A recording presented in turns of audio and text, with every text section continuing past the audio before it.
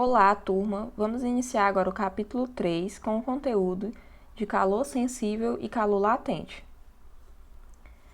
Introdução. Vamos compreender o que é o calor sensível e o que é o calor latente.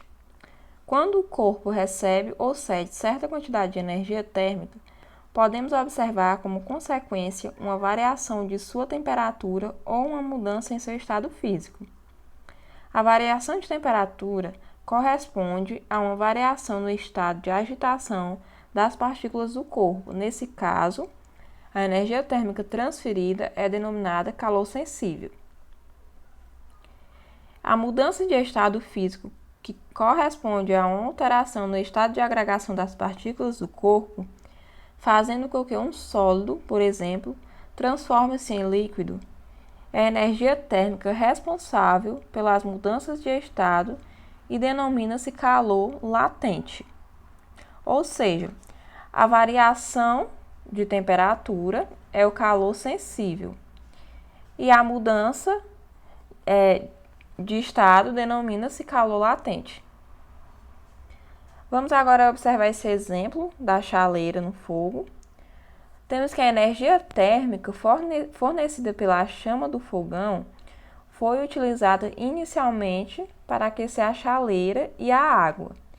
Quando ocorre a ebulição, observamos o vapor de água saindo pelo bico da chaleira, como podemos observar na imagem, e esse vapor é a parte da água que passou para o estado gasoso. Bom, é importante que fique bem clara a diferença entre calor e temperatura, que eu já falei em aulas passadas, mas vou recordar aqui para vocês, relembrar. O calor é a denominação que damos à energia térmica quando e apenas enquanto ela se encontra transitando entre dois locais de temperaturas diferentes. E a temperatura é o estado termodinâmico de um corpo que associamos a um nível médio de agitação de suas partículas. Vamos prosseguir para o próximo tópico. Calor e temperatura. Calor é a denominação que damos à energia térmica quando e apenas enquanto ela se encontra transitando entre dois locais de temperaturas diferentes. E a temperatura é o estado termodinâmico de um corpo que associamos ao nível médio de agitação de suas partículas. Como eu havia dito. Como podemos observar na imagem, temos que aqui a fogueira, que é o quente, está em sentido do fluxo de calor diretamente ao frio, ou seja, é o que associamos, como que a temperatura é o que associamos ao nível médio de agitação de suas partículas. Ela está transitando entre dois locais de temperaturas diferentes, que é o calor.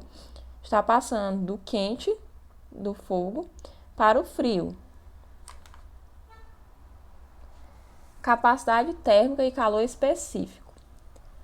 A capacidade térmica de um corpo indica a quantidade de calor que ele precisa receber ou ceder para que sua temperatura varie uma unidade. Define-se capacidade térmica ou capacidade calorífica desse corpo como C igual a Q sobre ΔT. A unidade usual de capacidade térmica é a caloria por grau Celsius, que é lida como cal por grau Celsius. Suponha que um corpo precise receber 100 calorias de energia para que sua temperatura aumente em 5 dC. Dividindo o primeiro valor pelo segundo, encontraremos para a capacidade térmica desse corpo o valor 20 calorias por grau Celsius. Isso significa que, para variar 1 grau Celsius, ele precisa receber ou ceder 20 calorias. O calor específico indica a quantidade de calor que cada unidade de massa do corpo precisa receber ou ceder para que sua temperatura varie uma unidade. Essas são as nossas fórmulas do calor específico. Temos que C é igual a Czão sobre M. Czinho é igual a Q sobre M vezes ΔT. O calor específico é igual a Czão, que é a capacidade térmica, dividido pela massa. E na segunda fórmula temos que Czinho, que é o calor específico, é igual a Qzão, que é a quantidade de calor dividida pela massa, vezes a variação de temperatura. Se o corpo do exemplo anterior, cuja capacidade térmica é 20 calorias por grau Celsius, tivesse 100 gramas de massa, seu calor específico seria 0,20 calorias por gramas grau Celsius. Para esse cálculo, dividimos a capacidade térmica por sua massa. Note que o calor específico não depende da massa do corpo, pois é uma característica da substância e não do corpo. Nem a capacidade térmica, nem o calor específico sensível de uma substância têm valores constantes com a temperatura. No entanto, para efeito de cálculo, costuma-se usar o valor médio de cada um no intervalo de temperatura considerado. Bom, o que foi que a gente fez aqui nesse segundo exemplo? Aqui diz, se o corpo do exemplo anterior, cuja capacidade térmica é 20 calorias por grau Celsius, tivesse 100 gramas de massa, seu calor específico seria 0,20 calorias por gramas Celsius. Para esse cálculo, dividimos a capacidade térmica por sua massa. Bem aqui, no exemplo anterior, na slide anterior, eu falei das fórmulas, né? E na primeira fórmula foi a fórmula que a gente utilizou lá no segundo exemplo, que é calor específico igual a capacidade térmica dividido pela massa. É essencial que vocês anotem essas fórmulas, porque a gente vai utilizar muito na resolução dos exemplos e elas são bastante importantes. Bom, e eu trouxe aqui uma tabela, calor específico de algumas substâncias. Como podemos observar, a água é a substância que mais aparece nos exercícios, sendo usado o valor de 1 caloria por grama Celsius.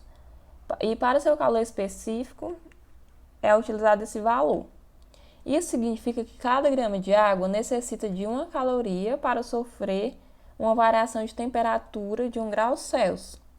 E essa tabela ela apresenta o calor específico de algumas substâncias, como podemos observar, o alumínio, água, o álcool, o cobre, o ferro, o gelo, o mercúrio, o ouro, a prata, o vapor de água e o vidro. São algumas substâncias que a gente vai utilizar nas resoluções de exemplos e que é bastante importante a gente saber o valor desse calor específico dessas substâncias na hora de resolver os exercícios. Bom, pessoal, essa foi a nossa aula de hoje. Espero que tenham compreendido.